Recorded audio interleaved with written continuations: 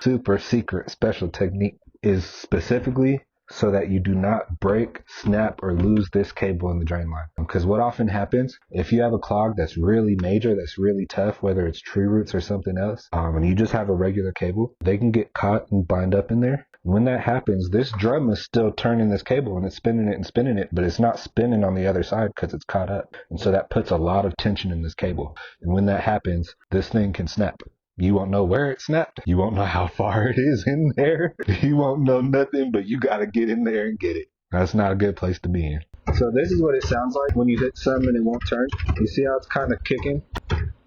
As you snake more and more drains, you're going to start to get a feel for what that cable actually feels like when it's hitting some pipe, when it's hitting a certain kind of fitting, when it's hitting your clog, what kind of clog it is. Is it a tough one? Is it a real like mushy one? What you want to do when you're snaking a drain. Once you're kind of comfortable with it, you know what you're doing, or even honestly, you can start like this because my eyes aren't doing anything for me right now. If I know how much slack I have, that's all you really need to know and see. Everything else happens inside that drain.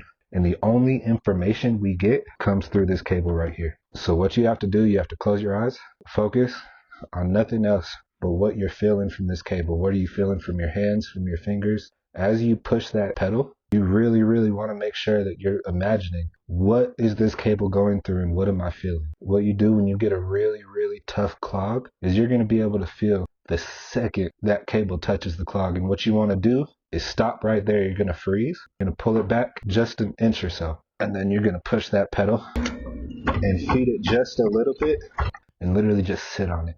And imagine like almost like you're seeing it in your head, the head of that cable just barely scraping in that clog. And you're going to want to keep it right there. And all you're going to do is sit and scrape and scrape and scrape and scrape and scrape. And by knowing exactly where that cable is, because you've built the sensory system between your hands and your brain to really be locked into what's going on, you're going to be able to get through those tough clogs without binding up that cable. And that's the difference between a $10,000 mistake and getting this drain open for you. So that's the super secret technique. It's not anything crazy, but it is something if you've never been told to pay attention to it, you can spend 5, 10, 15, 20 years doing this and never have that kind of ability. Sometimes it's just as important the person who's teaching you and what they know as much as the amount of time you spent doing it. Really, those 4 tips, like I said, there are plumbers who've been doing this for decades that still snap cables and drain lines. A couple of drains where you really get a feel for it, you're going to be the best drain cleaner. I know it doesn't sound glamorous, but it's helpful. When you own a home, it's the middle of the night and your